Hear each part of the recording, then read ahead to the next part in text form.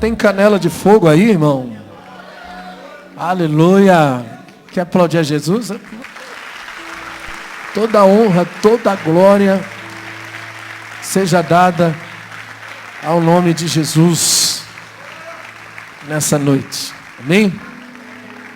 Senta um pouquinho. Se você quiser já ir abrindo sua Bíblia em 1 Samuel capítulo 13. 1 Samuel capítulo 13. Amém? Muito feliz hoje recebendo aqui a presença do pastor Éder Pimentel, que está ali junto com uma equipe de pessoas. Fica de pé, pastor Éder. Fica de pé. Glória a Deus, que Deus abençoe. O pastor Éder vai ministrar o nosso coração nessa noite. E estamos muito felizes, é um grande amigo, um companheiro de longas datas. E o nosso coração se alegra. Hoje você vai receber uma palavra vinda de um coração pastoral, de um pastorzão muito abençoado. Eu tenho certeza que Deus vai falar conosco nessa noite. Amém? Toda a sua equipe, os irmãos que vieram com ele, sejam bem-vindos. Sintam-se à vontade, sintam-se em casa. Amém? Glória a Deus. Também estamos com o nosso amigo ali, o Tiago, da Verdades de Cristo, na página do Instagram. Quem tem Instagram, irmão? Pesquisa lá, Verdades de Cristo. Curte a página, amém? Curte a página e com certeza você vai ser abençoado. Hoje o Tiago veio aqui e eu falei para ele trazer as camisetas dele. Eu já estou usando a minha aqui, ó. Que tremendo, que linda, né? Tem várias camisetas lindas lá. Depois no final da vigília você pode adquirir uma e abençoar a vida do Tiago em nome de Jesus. Amém? Glória a Deus. Posso ouvir um amém aí? Glória a Deus. Amém. Abra sua Bíblia. 1 Samuel capítulo 13, versículo de número 13, capítulo 13, versículo 13, nós vamos ler o versículo 13 e 14, amém? Capítulo 13 e versículo 13 também, glória a Deus, aleluia. 1 Samuel capítulo 13, versículo 13. Pode ficar sentado mesmo, fica aí à vontade. Diz assim: Então disse Samuel a Saul: Procedeste neciamente, e não guardaste o mandamento do Senhor teu Deus, que ele te ordenou. Porque agora o Senhor teria confirmado o teu reino sobre Israel para sempre. Não, porque agora o Senhor teu Deus teria confirmado o teu reino sobre Israel para sempre. Mas o cara perdeu a oportunidade. Versículo 14. Porém agora não subsistirá o teu reino. E já tem buscado o Senhor para si um homem segundo o seu. Porém o Senhor tem buscado para si um homem segundo o seu coração, e já lhe tem ordenado o Senhor que seja capitão sobre o seu povo. Portanto não guardaste o que o Senhor te ordenou. Amém. Até aí, amém, irmãos? Glória a Deus. Espírito Santo, fique à vontade, fala conosco, em nome de Jesus. Amém? Além de Saul perder a oportunidade, ele ainda recebe o comunicado, através da vida do profeta Samuel, dizendo: olha, você não guardou os mandamentos do Senhor, e o Senhor está dando um fim no teu reinado. Se você tivesse obedecido a palavra do Senhor, os mandamentos do Senhor, ele teria confirmado o teu reino para sempre. Porém, o negócio é o seguinte: Deus já preparou uma outra pessoa, alguém segundo o seu coração. E é sobre isso que eu quero falar, irmãos. Essa escolha de Deus. Deus escolhe alguém segundo o seu coração. Deus escolheu quem? Davi. Samuel está falando de Davi aqui. Agora a minha pergunta é possível caminhar diante do Senhor com um coração perfeito? Porque o coração de Deus é perfeito. Deus é perfeito. Sobre ele não há mudança, não há sombra de variação. Quando a Bíblia diz que Deus encontrou alguém segundo o seu coração, ele está falando de alguém que tem um coração perfeito. Eu sei que ninguém é perfeito. Ninguém tem um caminhar perfeito. Ninguém tem uma vida perfeita. Nós erramos. A Bíblia deixa bem claro que nós somos todos pecadores. Amém? Mas as Escrituras, na verdade, nos dizem que é possível andar com um coração perfeito. Um coração perfeito. E nós vamos entrar nisso nessa noite para ver o que isso significa. Quando o Senhor diz para Abraão, em Gênesis capítulo 17, versículo 1, ele diz: eu sou o Deus Todo-Poderoso. Ele diz: ande na minha presença e seja perfeito. Deus também disse para Israel, em Deuteronômio capítulo 18, versículo 13: perfeito serás para com o Senhor teu Deus. E Davi determinou no seu coração obedecer os mandamentos do Senhor para ser perfeito. Ele diz em Salmo 101, versículo 2, ele disse: atentarei sabiamente ao caminho da perfeição, porque quando virás a mim, andareis em minha casa com um coração sincero. Salomão falhou quando a ordem de Deus para ele era para que ele fosse perfeito como seu pai Davi. 1 Reis capítulo 11 versículo 4, a Bíblia diz que o seu coração não era de todo fiel com o Senhor, com o seu Deus, como fora o coração de seu pai Davi. Ele não perseverou em seguir ao Senhor como seu pai Davi. A ordem de Deus para nós sermos perfeitos é encontrado também no Novo Testamento. Igualmente o Senhor Jesus disse em Mateus capítulo 5, versículo 48, ele disse: sede vós perfeito, como vosso Pai é perfeito. Está ficando estreito, né, irmão? Paulo registra em Colossenses 1, 28, a fim de que apresentemos todo o homem perfeito em Cristo. A responsabilidade é que nós sejamos perfeitos. Aí mais tarde Paulo acrescenta em Colossenses 4:12, para que vos conserveis perfeitos, plenamente convictos em toda a vontade de Deus. Pedro também diz em 1 Pedro 5:10, que o Deus de toda graça, que em Cristo vos chamou à sua eterna glória, depois de terdes sofrido por um pouco de tempo, o mesmo vos aperfeiçoará, para vos firmar, para vos fortificar e para vos fundamentar. Então nós fomos chamados para a perfeição. A primeira coisa que eu quero que você comece a tirar do seu vocabulário é esse negócio de que pastor, o homem é falho, é assim mesmo. Irmão, não se conforme. Avivamento é quando eu não me conformo com a minha vida. Eu não quero que você seja um beato que se diz perfeito, que se considera perfeito. Eu quero que você entenda o sentimento dessa palavra nessa noite. Eu quero que você busque a perfeição todos os dias da sua vida.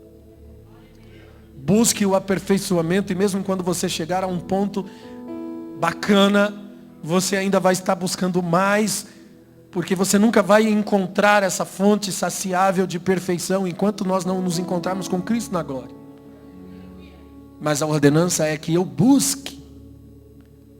O apóstolo Paulo escreveu aos Filipenses 20 anos de ministério. 20 anos pregando a palavra. Ele escreve em Filipenses dizendo: irmãos, eu não julgo que eu haja alcançado ou que eu seja perfeito, mas uma coisa eu faço, eu prossigo para alcançar. Eu estou buscando a ressurreição dos mortos, Paulo está falando, eu ainda estou lutando pela minha salvação.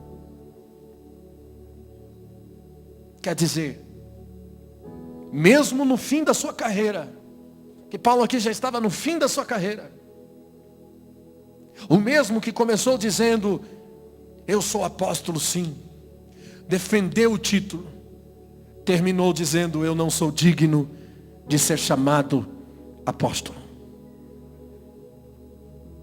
Porque quanto mais você vai ficando perfeito no seu coração, eu estou falando de um coração perfeito, eu estou falando de uma vida perfeita. Porque uma vida cheia de defeitos, um coração perfeito pode consertar essa vida. Uma vida que tem atitudes erradas, um coração perfeito, ele pode assimilar os erros e mudar o caminho. É um coração perfeito que Deus procura, porque um coração imperfeito, ele termina no erro. Ele entra no erro e termina no erro. Não há saída para a ignorância. Não há saída para o rancor, não há saída para a mágoa, não há saída para o medo. Apocalipse termina dizendo que os medrosos não herdarão o reino dos céus. Aleluia! Agora, o que significa ser exatamente um coração perfeito? E como que nós podemos ter esse coração perfeito, pastor?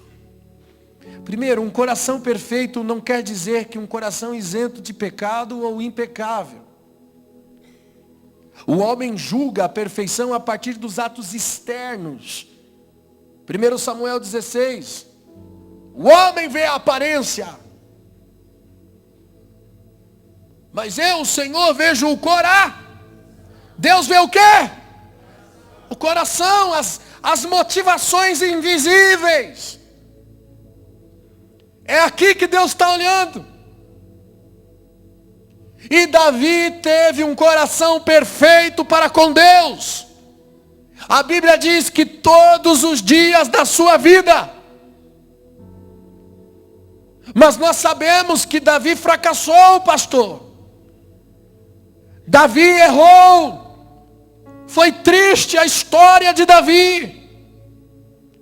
Sua vida foi marcada por adultério, por assassinato. E a definição da palavra aqui, perfeição, segundo as escrituras, é completude. Tanto no grego quanto no hebraico, o termo aqui inclui retidão. Ou seja, sem mancha ou sem defeito. Totalmente obediente.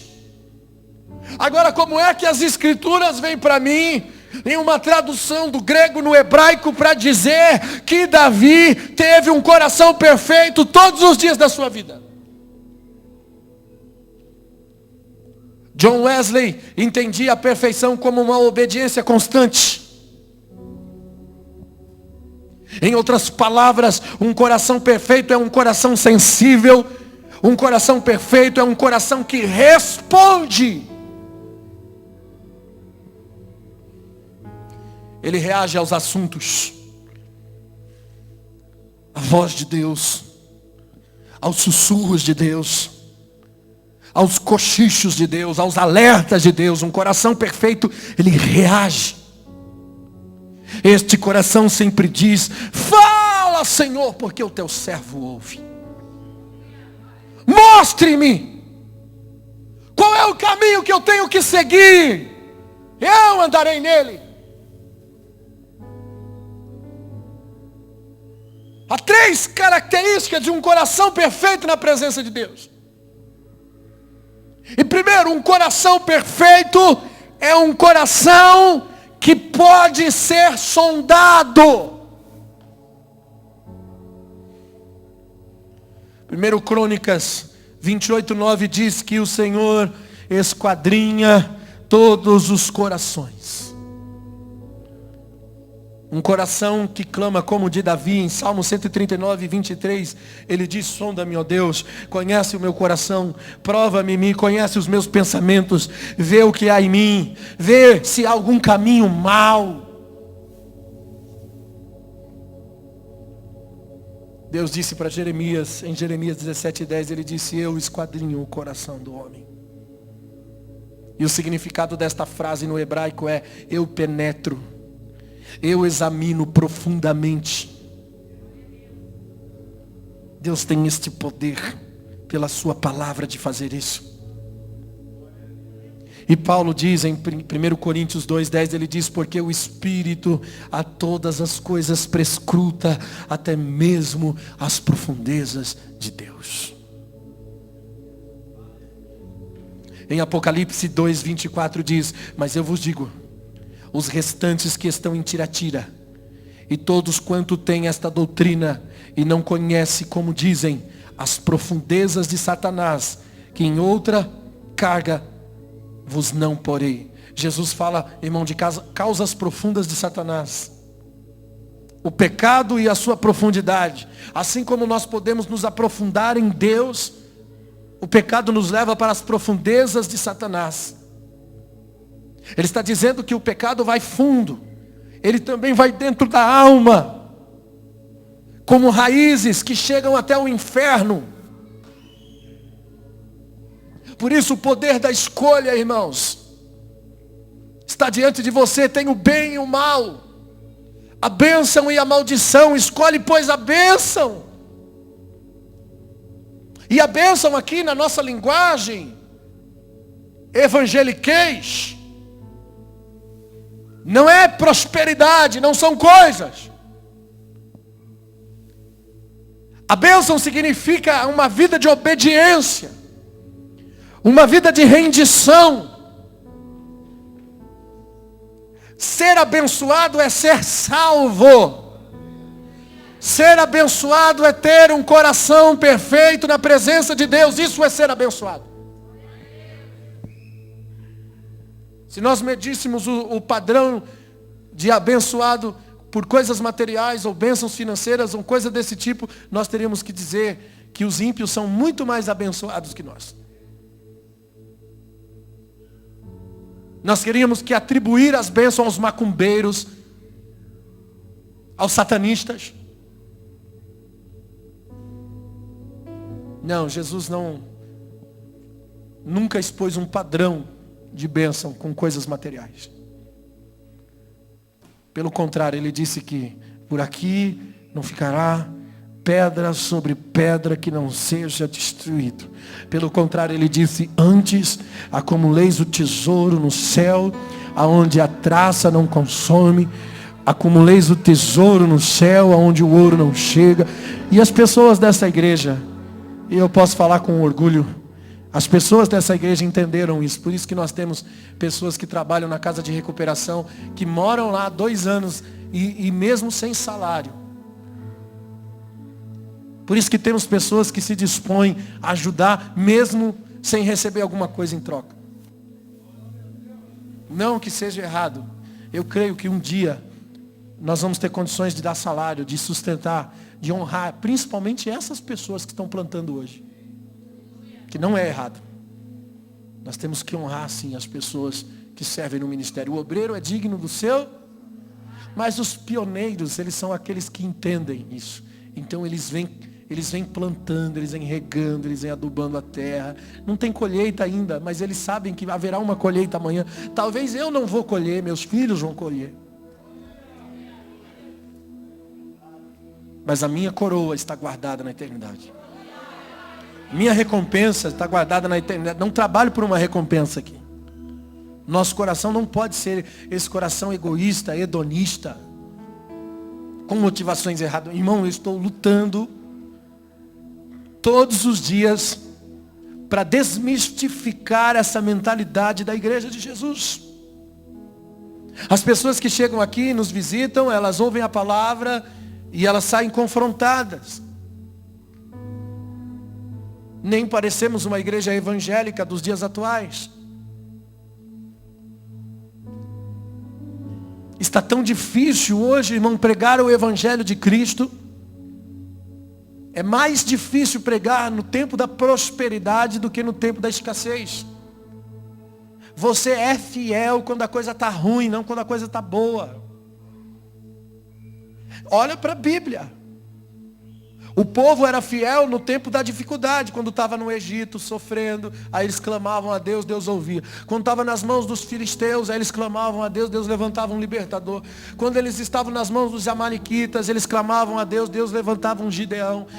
Deus sempre levantava no tempo da dificuldade, da dor, da luta, da perseguição, que eles oravam, que eles clamavam, que eles buscavam a Deus. E se você perceber, eles se desviavam no tempo da prosperidade. Quando possuía Jericó e agora estavam lá caminhando na terra, queimando a leite e mel, se desviavam após os ídolos. Voltavam às práticas do passado. Quando o reinado prosperava, deixavam de adorar a Deus. Passaram a se vangloriar na sua guerra. Davi, que tinha um coração perfeito, aconteceu com ele. Davi uma vez cometeu o pecado do siso. Deus tinha dado uma ordem para Davi: não conte o número do teu exército, para que o povo não se glorie na sua própria força. Deus deu ordem para que o povo não soubesse o número do exército, porque números daria a eles um título. Eu tenho trocentos milhões de soldados. Mas o Davi, que tinha um coração perfeito, mas era também um ser humano, contou, irmão. Contou o povo. Porque no tempo da prosperidade, quando a gente está indo bem, a gente gosta de aplauso, a gente gosta de massageio no ego, a gente gosta de ser elogiado, a gente gosta, irmão, nós corremos um grande perigo nesse tempo. Deus quer levantar homens de Deus, Deus quer levantar mulheres de Deus, mas Ele vai tratar primeiro. Deus precisa tratar a gente primeiro, irmão. Tratar o nosso coração, nos preparar para isso, porque verdadeiramente nós não estamos preparados para a prosperidade, não estamos preparados para a honra, não estamos preparados para ser uma referência. Há homens que Deus quer levantar nesse Brasil, mas que se Ele levanta de verdade, irmãos, perde a essência. Daqui a pouco você já está, pessoas que estão lá no alto, o suor que cura, a roupa que cura. O nome da pessoa está acima do nome de Jesus. E esse é um dos sinais do anticristo. O anticristo que faria sinais miraculosos que enganariam até os escolhidos. O sinal do anticristo é que ele negaria a Cristo. E como é que ele nega a Cristo? Tomando o lugar de Cristo. Quer ver uma outra forma de negar a Cristo? Não pregando o arrependimento, não pregando a mudança de caráter. Porque eu posso pregar a Cristo: Jesus deu a vida dele na cruz do Calvário para te salvar, para te abençoar. Mas se eu não disser para você, irmão, que você tem que mudar de vida, que você tem que se arrepender, a mensagem do Evangelho é essa: arrependei-vos. Eu estou negando a obra da cruz. Jesus não só pagou o preço pelo meu pecado. O meu pecado só pode ser pago com arrependimento. A cruz só tem efeito com arrependimento.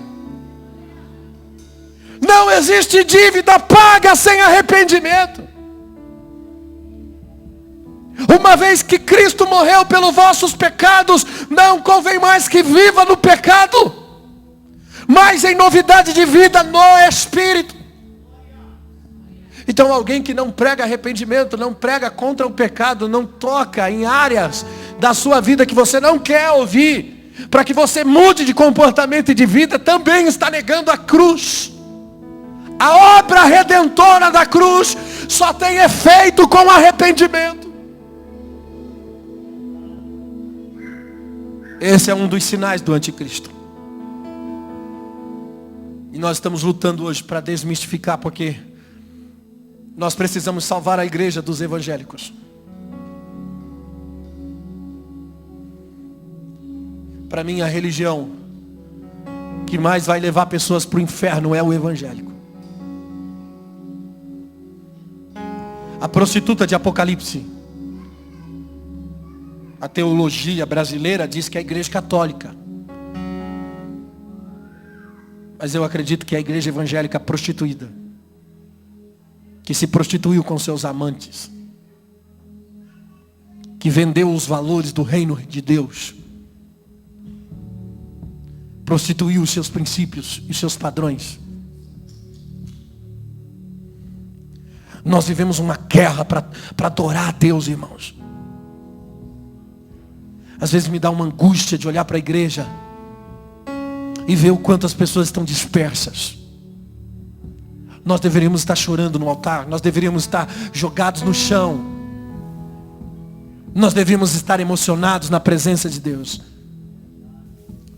Estamos dispersos, esperando o próximo atrativo em cima de um altar, dizendo coisas que você gostaria de ouvir, ou profetizando mentiras na sua vida para que você continue animadinho para seguir em frente. Que Deus trate o nosso coração e nos molde e nos prepare para ser a igreja de Jesus Cristo, a igreja que Ele vem buscar, a igreja santa, sem mácula, sem ruga, santa e irrepreensível diante de Deus. Essa é a igreja que Jesus vem buscar. Uma igreja que ainda não existe, mas ela está em fase de tratamento, ela está em fase de aperfeiçoamento. Meu querido, se eu fosse você, eu descia a casa do oleiro. Quer ouvir a voz de Deus? Quer ouvir a palavra de Deus? Não é para você procurar um profeta que revela, um arauto. Não é para você procurar alguém, um guru espiritual. Não é para você descer até a casa do oleiro, dobrar o teu joelho. Você vai ouvir a voz de Deus. Desce a casa do oleiro, te farei ouvir a minha palavra. Ela. Por que na casa do oleiro? Porque lá, irmão, você como barro na mão dele, Deus não fala se Ele não pode tratar. Deus não fala se Ele não pode consertar o que está errado no vaso. Quer ouvir as minhas palavras? Desce a casa do oleiro, e se o vaso de barro que se quebrar na mão do oleiro, ele vai tornar a fazer dele outro vaso, conforme bem parecer aos seus olhos fazer. Não é do teu jeito, é o parecer dos olhos dele. Aleluia! Glória a Deus!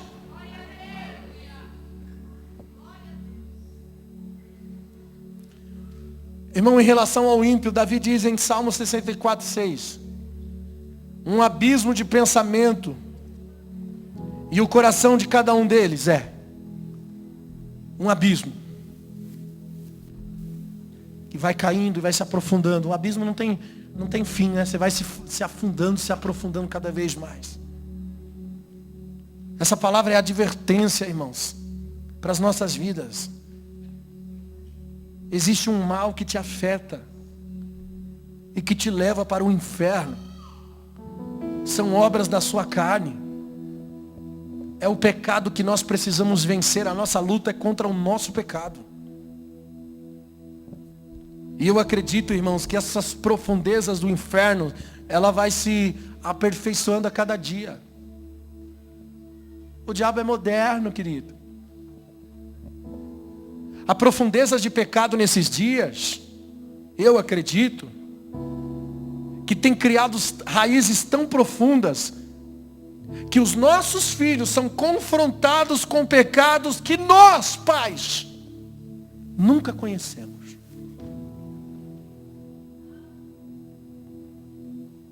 As tentações chegam a eles de forma mais sutis, mais oculta do que qualquer geração.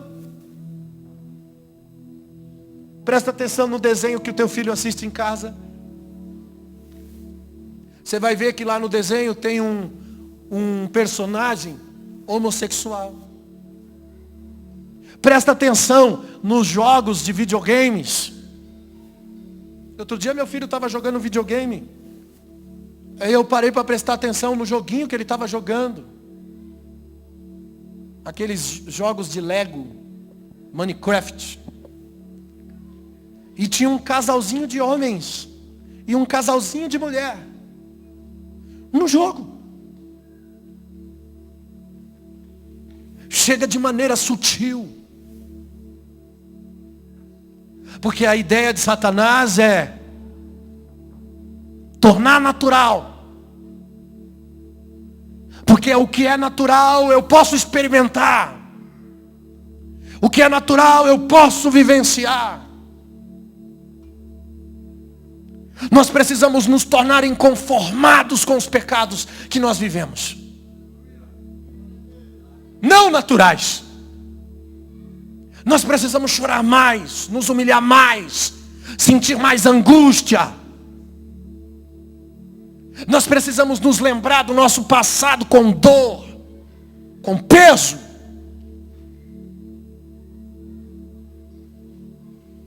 Se um passado errado serve para uma coisa, serve, irmão. Serve. Serve para te mostrar o caminho da frente.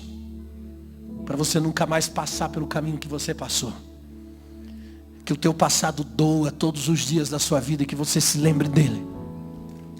Para que você nunca mais pise naquele mesmo lugar. Sinta repúdio.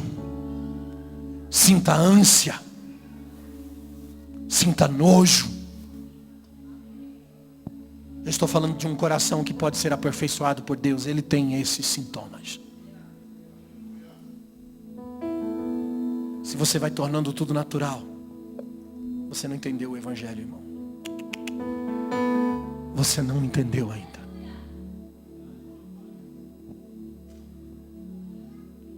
Deus é amor, Ele perdoa o pecado. Mas Deus odeia o pecado. E eu preciso ter ciência disto.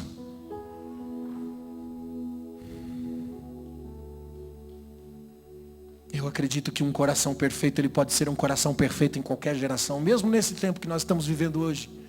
De promiscuidade. De igrejas promíscuas. Laodiceia de porta fechada. Deixando Jesus de fora. Cega, nua. Miserável. Jesus ainda está na porta desta igreja, batendo, dizendo: aquele que ouvir a minha voz, eu entrarei, com ele cearei. Eu acredito que Deus pode mudar a história da nossa geração. Com pessoas que começam a se comprometer hoje. Irmão, você não precisa fazer muito não, você precisa ser a diferença na sua casa. Você comece a ser a diferença na sua vida. Onde você trabalha, na empresa, na escola, na faculdade, na rua, no supermercado.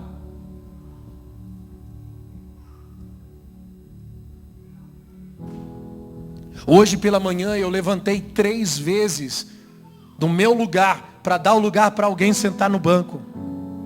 E as pessoas me olhavam como se eu fosse um ET.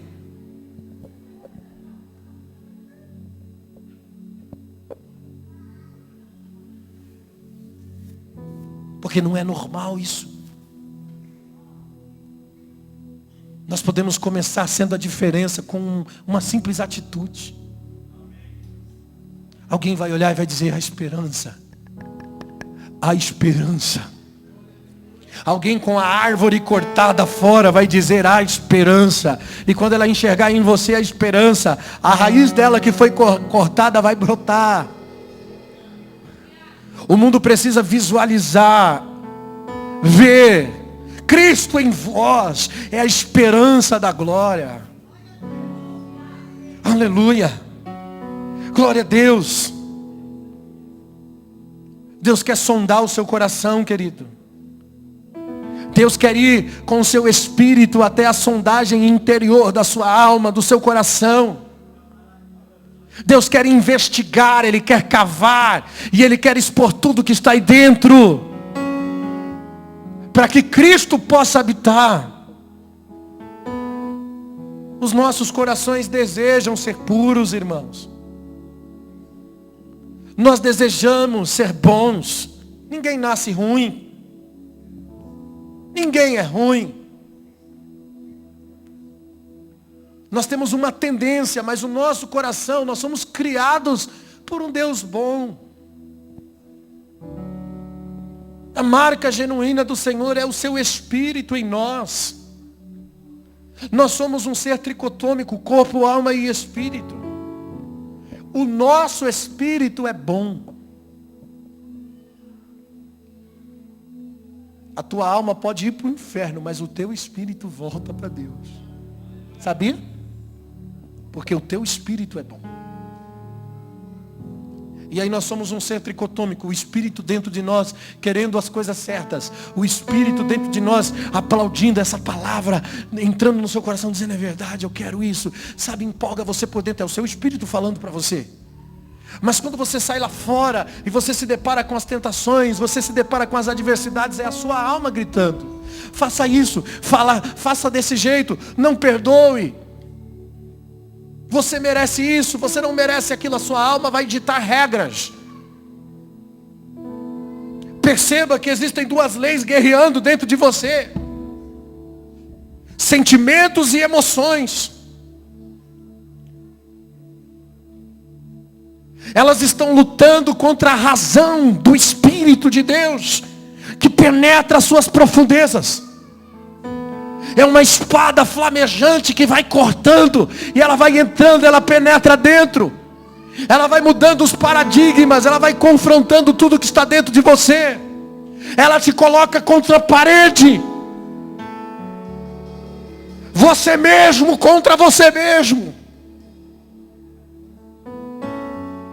Eu preciso que o meu espírito reaja. A alma é um pêndulo. Ela tanto ouve o espírito quanto a carne. A alma tem desejos da carne, como também tem desejo de Deus. O corpo não, o corpo quer sexo, o corpo quer se alimentar, o corpo quer saciar-se de vaidades, o corpo deseja coisas, e a alma, ela está no pêndulo, ela está no meio campo. Se você alimenta o espírito, a alma se alimenta também do espírito. É quando a sua alma tem sede de Deus, quando Davi dizia: a minha alma tem sede de Deus, sede do Deus vivo. Quando a sua alma está em batalha, Davi diz: ó, minha alma, por que te perturba dentro de mim? Aí Davi dá uma ordem e diz: espera em Deus. Fica quieta. Fica quieta, dá uma ordem para a tua alma, fica quieta, paradinha. Jesus disse que a alma quer comer, beber e folgar. E quando Jesus vier, quando a igreja for arrebatada, te pedirão a tua alma. E o que tu tens preparado? Para quem será? Quem você alimentou, a carne ou o espírito? Aquele que tenta salvar-se a si mesmo perderá a sua própria vida. Mas o que perder a sua vida por amor de Cristo, o que vive renunciando a si mesmo. Dá para entender quando Jesus disse: renuncie-se a si mesmo, traga a sua cruz. Quer ser meu discípulo? Negue-se a si mesmo. Uma vida com Cristo é uma vida de negação. Você vai viver negando.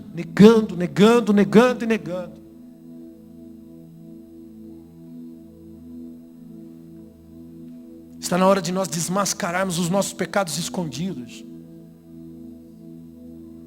As coisas que nós fazemos no oculto, que ninguém vê.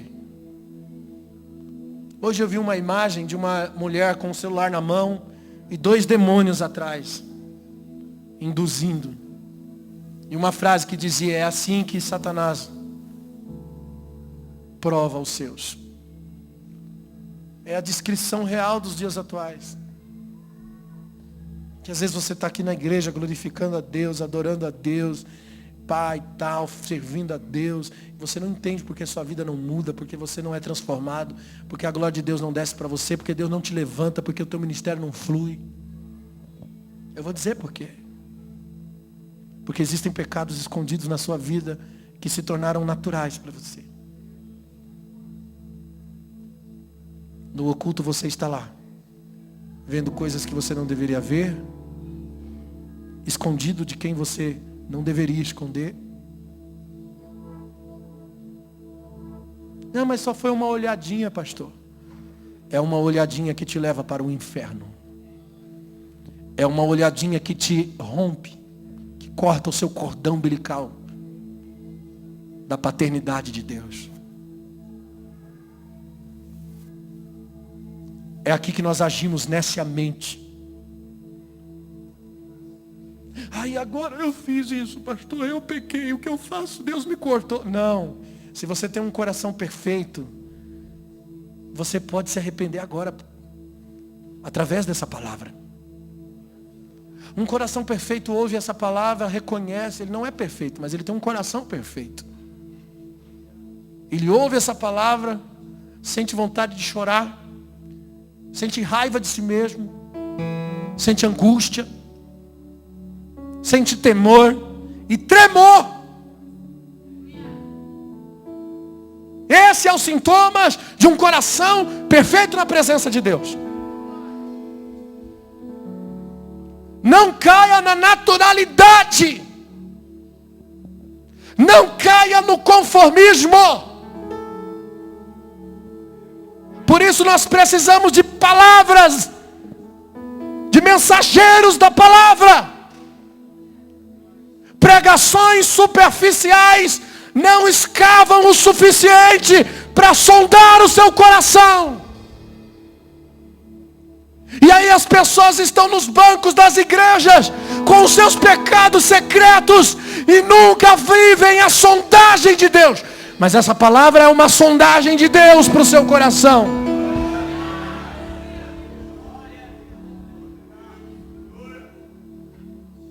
De que adianta nós estarmos aqui pregando? Recebe a vitória, é o tempo da honra, é o ano da conquista, é o ano da vitória. Porque se você quer viver o milagre de Deus nessa noite, você vai viver, aleluia. E você sai enganado, dizendo Deus é comigo. E continua no pecado, continua no erro, continua no engano. Continua longe de Deus, continua fora dos padrões de Deus, porque o seu coração não foi sondado, o seu coração não foi tratado. A palavra de Deus penetra, não teve palavra para penetrar na sua alma, para penetrar na divisa da alma, do espírito.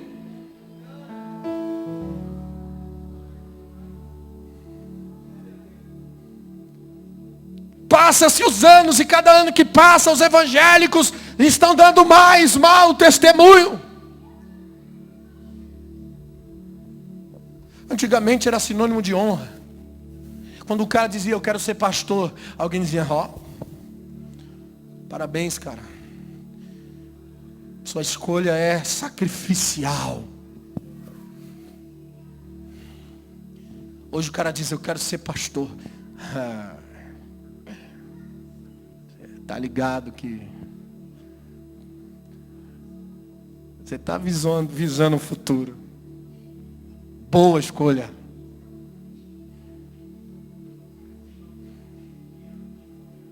Aleluia.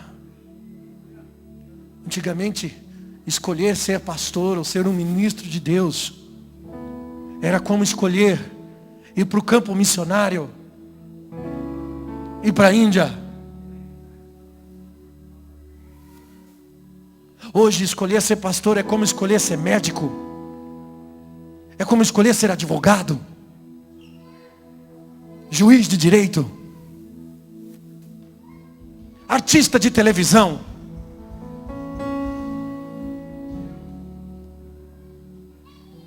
Parece que soa uma escolha gananciosa, presunçosa.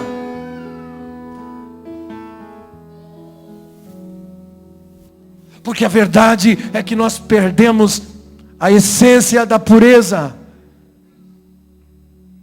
Fugimos do padrão da cruz.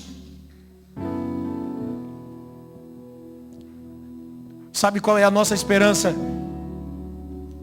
É que lá em Apocalipse capítulo 3, o versículo 21 de Apocalipse 3, é a nossa esperança, é a nossa alegria hoje. Porque se nós somos a igreja de Laodiceia, a igreja da última hora, a igreja cega, a igreja sem revelação, a igreja miserável, pobre espiritualmente, rica, mas para Deus é pobre. No versículo 21 diz: ao vencedor, eis que estou à porta e bato, versículo 20. Aquele que ouvir a minha voz e abrir a porta, eu entrarei. E eu e o Pai cearemos junto, versículo 21. Ao vencedor. Essa é a nossa esperança, a nossa alegria. É o que nos motiva, porque se nós vivemos numa era, num tempo tão promíscuo espiritualmente, num tempo tão pecaminoso espiritualmente, a nossa esperança é o versículo 21, porque aqui diz que o vencedor, ele se assentará no trono com Cristo. Pode haver vencedores. Haverá vencedores. Eu quero profetizar uma geração de vencedores. Uma igreja de vencer. Vencer o que, pastor? Vencer o eu. Vencer a carne. Vencer o pecado que está em si mesmo. Vencer a cegueira espiritual. Vencer essa miséria espiritual que nós vivemos. Vencer. Abrir a porta. Dar o governo para Yeshua. Seremos vencedores. Aleluia. Hoje a maioria dos crentes, irmãos, só deseja uma cobertura do sangue de Jesus. Só uma cobertura. Mas não querem a limpeza do sangue. Um coração na presença de Deus, ele busca mais do que segurança, mais do que cobertura e proteção. Um coração na presença de Deus, ele busca desfrutar da comunhão. Aleluia. E o que é comunhão? Comunhão é falar com o Senhor, compartilhando da sua doce companhia, buscando a sua face, a sua amizade, o seu amor. É por isso que Davi, impaciente, clama dizendo: sonda-me, ó Deus. Ele queria desfrutar da comunhão de Deus, e para desfrutar da comunhão de Deus, ele queria ser sondado. Veja se há em mim um caminho mau.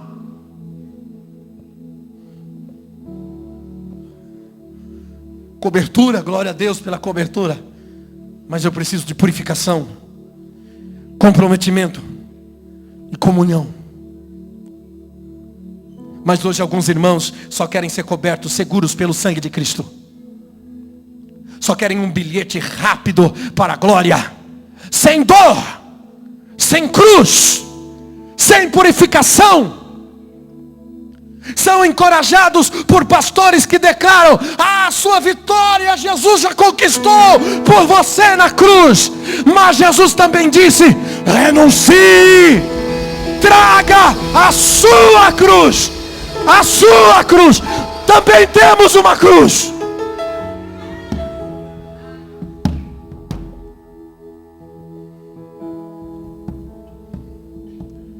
O propósito de Deus não é nos condenar, expondo os nossos pecados escondidos. Não. É nos preparar para irmos até a sua santa presença. Deus quer nos preparar para desfrutar da comunhão com Ele. Salmo 24:3. Quem subirá no monte santo do Senhor? Quem há de permanecer no seu santo lugar? Quem? Preguei isso domingo aqui. O que é limpo de mãos e puro coração, este receberá a bênção do Senhor. Aleluia.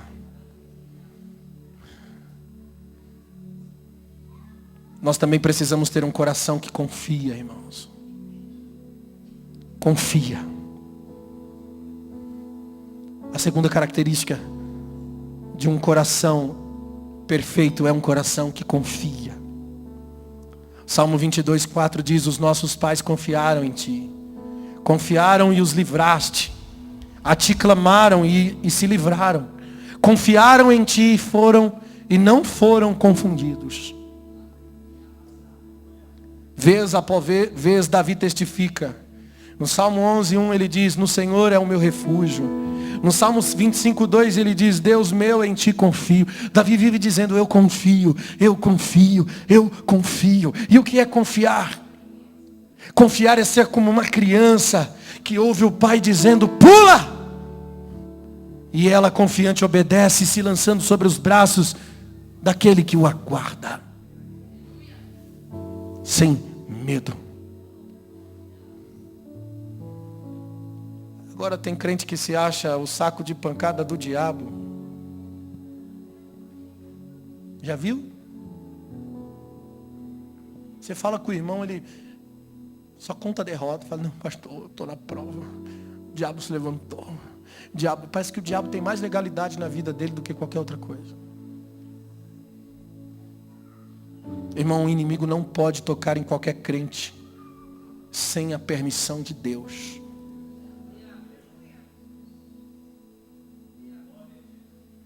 Às vezes a gente escuta esses programas de rádio que o cara fica falando de macumba.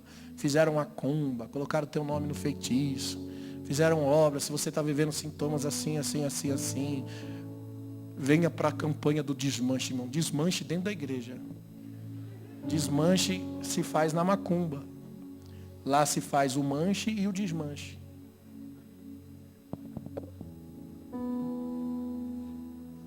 Eu prefiro dizer: se você se converter de verdade ao Senhor, entregar a tua vida, se arrepender, alinhar o teu coração, o diabo não pode tocar em você. Aquele que é de Deus, o maligno não toca. E se toca foi porque Deus permitiu. Porque até o diabo é o diabo de Deus. Martinho Lutero disse isso: até o diabo é o diabo de Deus. O diabo só toca se Deus permite, se Deus dá ordem. Aleluia! Que tipo de pai deixa o filho no meio do caminho para morrer nas mãos do inimigo? Satanás não pode tocar em você. E se ele toca é com a permissão de Deus, como ele tocou em Jó. Deus permitiu tocar em Jó, e isso foi temporário. Deus não permitiu que o diabo tirasse a vida de Jó. Foi para o ensinar, para tratá-lo. Aleluia! Isso também aconteceu na vida de Paulo. Paulo disse que um mensageiro de Satanás o esbofeteou. Só porque Deus permitiu. Por quê? Para que ele não se ensoberbecesse. Para que não elevasse o seu orgulho pelas grandes revelações que ele tinha diante de Deus. O Senhor está sempre no controle. Olha o teu irmão, cutuca ele. Faz tempo que eu não faço isso, né? Cutuca ele e fala: Deus está no controle.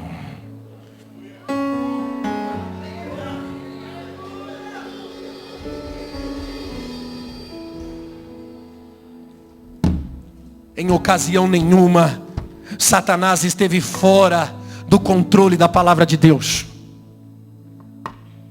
Até Satanás obedece à palavra. Por isso um coração perfeito, ele diz: os meus passos são ordenados pelo Senhor. Ele tem um propósito na minha vida. Ele está passando por vendavais, por sofrimento, por dores, mas ele está dizendo: todos os meus passos são ordenados pelo Senhor. Deus me deu Deus tomou. Aceitei o bem de Deus com prazer e também aceitei o mal. Louvado seja o nome do Senhor. Ele está passando por vendavais, por lutas, por adversidades, e está dizendo: eu suporto adorando a Deus.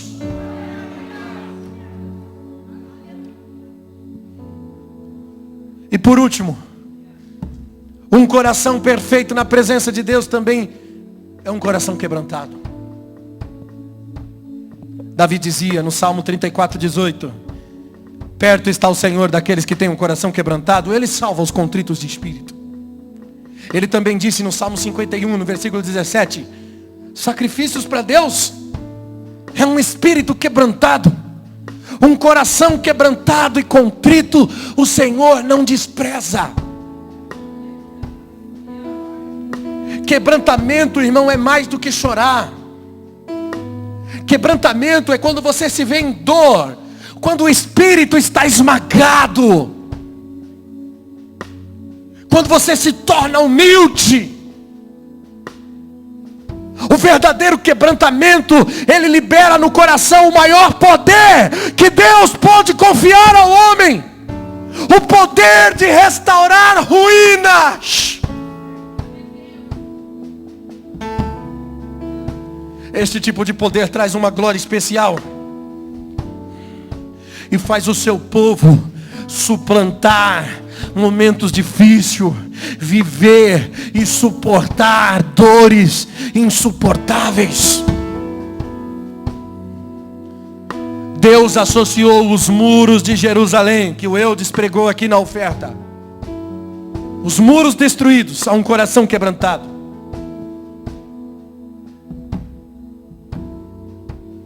Salmo 51:17 diz que os sacrifícios para Deus é um coração quebrantado, um coração quebrantado. Ele continua: abençoe a Sião, segundo a tua boa vontade, e edifica os muros de Jerusalém. Ele associou os muros de Jerusalém a um coração quebrantado. Ele disse: sacrifícios para Deus é um espírito quebrantado e um coração quebrantado. Ele continua: abençoe a Sião e edifique os muros de Jerusalém.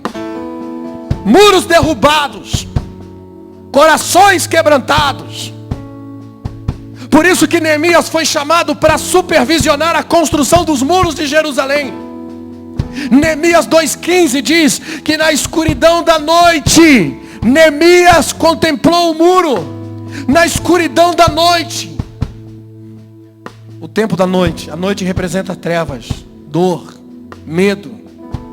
E foi nesse momento que ele contemplou os muros destruídos. Alguém poderia dizer que Neemias se quebrantou quando ele disse, no capítulo 1, versículo 4, ele disse: assentei-me e chorei e levantei-me por alguns dias e estive orando e jejuando perante o Deus dos céus. Irmãos, os seus choros, as suas confissões foram apenas o começo do quebrantamento. Ele foi até Jerusalém, ele viu as ruínas e ele se determinou a fazer alguma coisa para restaurar o que foi destruído. Tudo que o inimigo de Deus não quer ouvir é um choro de quebrantamento, irmão. Tudo que o diabo não quer ver é a tua angústia, é o teu choro, é a tua inconformidade. Aleluia. É alguém disposto a fazer algo para nunca mais continuar do mesmo jeito, para nunca mais ver essas muralhas em ruínas. Alguém disposto a dizer: eu vou reconstruir, eu vou levantar as ruínas, eu vou levantar as muralhas que foram destruídas. Alguém que em prantos, com sentimento, com amor, reconhece, está disposto a fazer algo. Disposto a fazer algo. Por isso que quando Sambalate e Tobias, quando ouviu, eles ficaram revoltados. Os inimigos de Deus ficam revoltados quando você decide a restaurar o que foi destruído. Quebrantamento é isso, irmão. Sobre um jumento, Neemias deu a volta pelo lado de fora. ele contemplou tudo em ruínas. O coração dele se partiu de duas maneiras. Quebrantamento é isso. Você vai saber se o seu coração está quebrantado agora. Quebrantamento. O coração se parte de duas maneiras. Primeiro ele se partiu em angústia, porque os muros estavam em ruínas. Angústia. Se você sente angústia, porque a tua casa está em ruína, porque a tua família está em ruína, porque os seus filhos estão em ruína, porque teu ministério está em ruína, porque a tua vida está em ruína, porque a tua caminhada, o pecado te levou para a ruína. Glória a Deus. Esse é o primeiro sinal do quebrantamento, angústia. Segundo, ele também explodiu de esperança em fazer alguma coisa para restaurar. Isso é quebrantamento. Você chora, você se angustia, mas também nasce uma esperança. Um coração quebrantado na presença do Senhor, aleluia, é um coração que vê a igreja, vê a família em ruína. Ele sente a angústia do Senhor, mas ele também deseja fazer algo a respeito. Ele olha para dentro de si, vê a sua própria vergonha, ele vê a sua própria falha, mas todo esse quebrantamento leva ele para um outro elemento chamado esperança. Aleluia! O coração verdadeiramente quebrantado ouviu a Deus. Aleluia, ouviu ele dizendo: eu curarei, eu restaurarei, eu edificarei. Aleluia, vamos levar todo o lixo, vamos arrancar para fora tudo que está errado, vamos consertar os estragos, vamos limpar essa sujeira e vamos erguer as muralhas. Erguer as muralhas de Deus na sua vida. Aleluia. E aí você já começou a contemplar a ruína na sua vida. Aleluia, eu vou te dizer, se você tiver uma visão de Deus, uma visão de Cristo na sua vida, a visão dele vai quebrar você, isso é quebrantamento. Quebrantamento significa despedaçamento total das forças e capacidades humanas. É quando você se rende, aleluia. Isso significa, Daniel capítulo 10, versículo 11, o Senhor disse: levanta-te sobre os teus pés, porque eu te envio.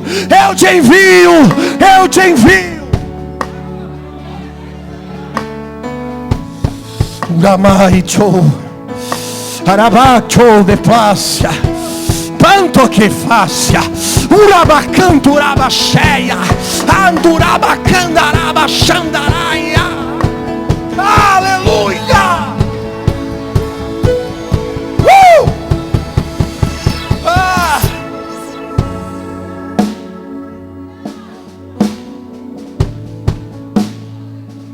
É a profunda segurança que as coisas vão mudar. As coisas vão mudar, pastor. As coisas vão mudar, irmão. Eu tenho convicção disso. Aleluia! Que a cura virá, que a reconstrução virá. Eu tenho convicção disso. Cada dia que passa na presença de Deus eu vejo isso. Enquanto você não se apropria dessa esperança, as suas lágrimas não vão passar, elas vão continuar. O seu medo vai aumentar, a depressão vai tomar conta.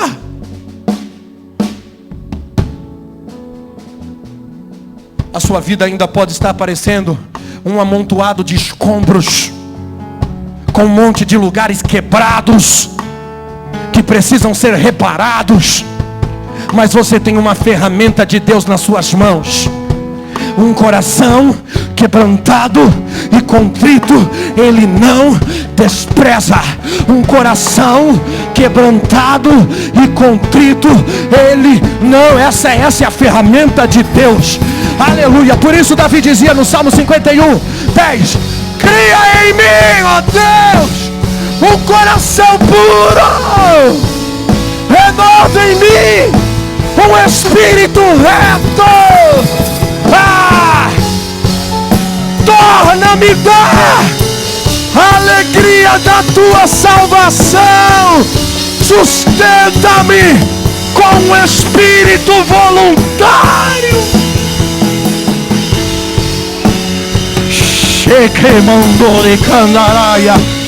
A mensagem é a mesma. Arrependei-vos, mas se arrepende com um coração contrito, quebrado, humilhado. Se lança na presença do Senhor nessa noite, para dizer: Senhor, eu tenho esperança, eu acredito. Faz um pacto, uma aliança de comprometimento, de fidelidade. Saia daqui hoje decidido a ser diferente, a ser fiel, a ser fiel.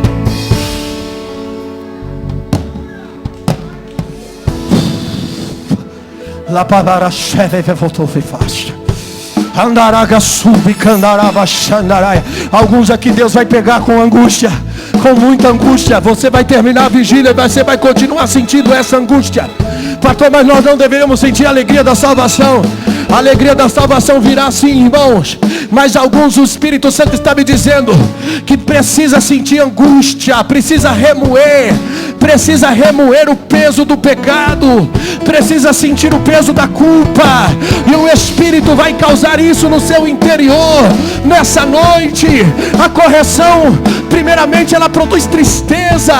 Ela não vem de alegria, ela vem com tristeza. Mas depois ela produz um fruto pacífico de justiça. Deus vai causar esse efeito no seu espírito, para que você se comprometa, porque Ele tem um ministério, Ele tem um chamado, Ele tem uma promessa. Eu vou te dizer, Deus não mudou a teu respeito. Deus não mudou o conceito dEle, a promessa dEle, o plano dEle. O que Ele te falou há 10, há 15, há 20 anos atrás ainda está de pé. Se você perdeu tempo andando em círculo no deserto, irmão, eu quero te dizer, Deus não desistiu de você. 40 anos perdido no deserto não interessa. Deus ainda continua com a sua palavra de pé, dizendo: você é meu Jacó, o meu bichinho de Jacó, Israel, a quem eu escolhi. Aleluia! Você pode, acredite. A esperança, ainda que a árvore seja cortada, a esperança.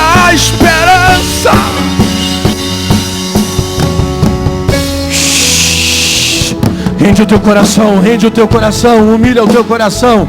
Fica de pé comigo, fica de pé.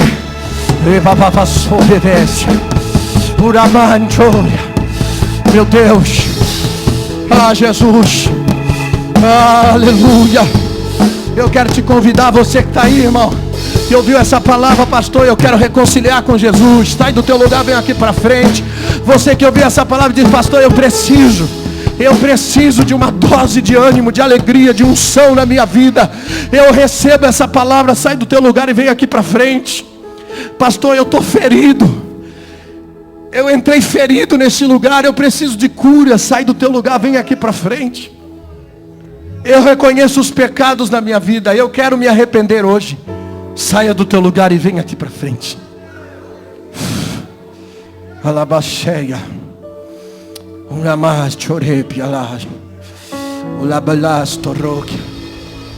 Os pastores vão orar por vocês.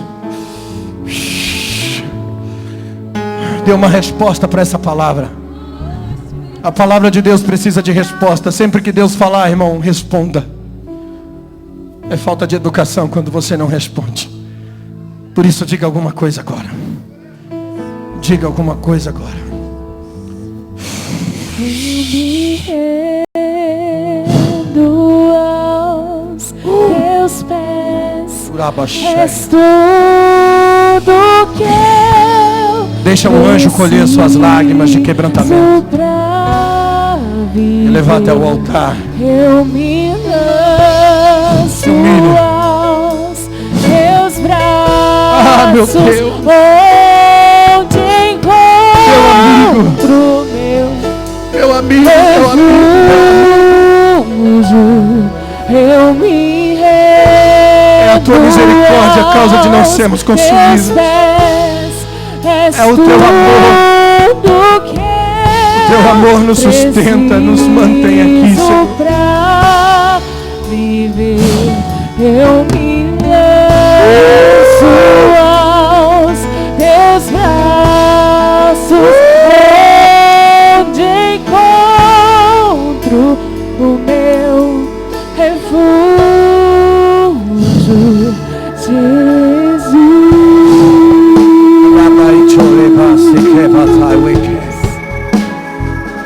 Eis-me aqui.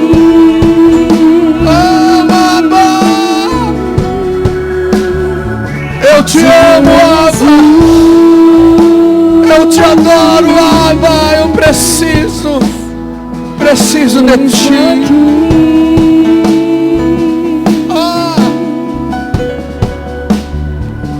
Eu me rendo aos teus pés.